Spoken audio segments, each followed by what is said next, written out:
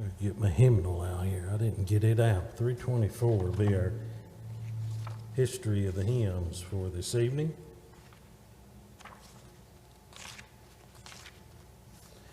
I was really thrown a little bit when I put this together. I put some slides together, sent them to Miss Terry, and when I looked up the history of this hymn, it has a different title in our hymn book. I don't know why that is, but apparently the original title was "I Am Thine, O Lord."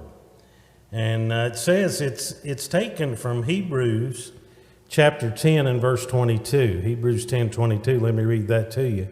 It says, "Let us draw near with a true heart and full assurance of faith, having our hearts sprinkled from an evil conscience and our bodies washed with pure water." And Fanny Crosby wrote the lyrics to this song way back in 1875. And then Mr. Doane, William Doane, wrote a lot of music for her. And it's an interesting history. Of course, you know Miss Fanny was blinded from as an infant by someone that claimed to be a doctor that was not. And well, anyway, it tells a little about her here. I'm reading tonight from the book Then Sings My Soul, Book 2 by Robert J. Morgan. And the history of the hymn goes something like this. She's called the queen of American hymn writers and the mother of congregational singing in America. During her 95 years, Fanny Crosby wrote over 8,000 hymns. In addition, she was one of the three most prominent evangelical leaders in America during the last part of the 1800s, the others being D.L. Moody and Ira Sankey. She was one of America's most popular of all hymn writers and lecturers as well. In many case lines of people would circle the block where she was scheduled to speak, hoping to get a seat. When she traveled, it was usually by train, and she was fiercely independent, insisting on traveling alone despite her blindness until she was up in her 80s. Fanny lived in the rundown tenements of Lower Manhattan so she'd be nearer her beloved rescue missions where she worked with the homeless and the addicted. This author says, "But to me the most remarkable thing about Fanny Crosby was her phenomenal memory. After her eyes were blinded in infancy, her grandmother Eunice took a special interest in teaching her Bible verses. Later, a woman named Mrs. Hawley, the landlady there where the Crosbys lived, took over the job, committed to helping Fanny memorize the entire Bible. Every week, the child was given a certain number of verses to learn, and Mrs. Hawley drilled them into her during their review sessions together. Fanny learned by heart all of Genesis, Exodus, Leviticus, Numbers, and Deuteronomy, plus the four Gospels, most of the Psalms, all of the Proverbs, and many portions of the rest of the Bible. From the fountainhead of these scriptures flowed her hymns." Ira Sankey, in his autobiography, gives us the story behind this particular hymn. Fanny Crosby, and I'm quoting here, was visiting with Mr. W.H. Doane and his family at their home in Cincinnati, Ohio. They were talking together about the nearness of God. As the sun was setting and the evening shadows were gathering around them, the subject so impressed the well-known hymn writer that before retiring, she had written the words to the entire hymn, which has become one of the most useful she has ever written, according to Mr. Sankey there. The music by Mr. Doane so well fitted the words, and the hymn has become a special favorite wherever gospel hymns are known.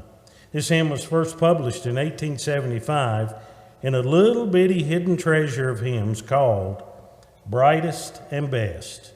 Underneath the hymn, the scripture quotation was written that we quoted from Hebrews chapter 10 and verse 22. "Let us draw near with a true heart and full assurance of faith." It says that. So you've got your hymnals open there, and I know you folks online saw that the slide said the title was "I Am Thine, O Lord," which is the first words of the hymn. We know it as "Draw Me Nearer." So let's sing that one together, please. Page number 324.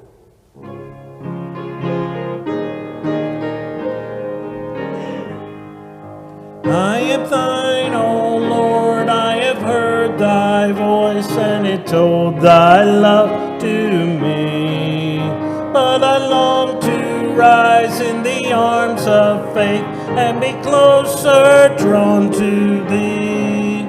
Draw me nearer, nearer, blessed Lord, to the cross where thou hast died. Draw me nearer, nearer, nearer, blessed Lord, to thy precious bleeding side.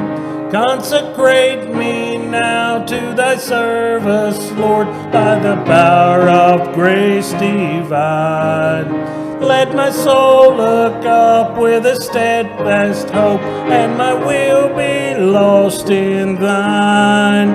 Draw me nearer, nearer, blessed Lord, to the cross where thou hast died.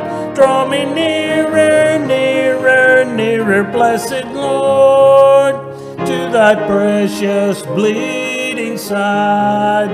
Oh, the pure delight of a single hour that before thy throne I spend.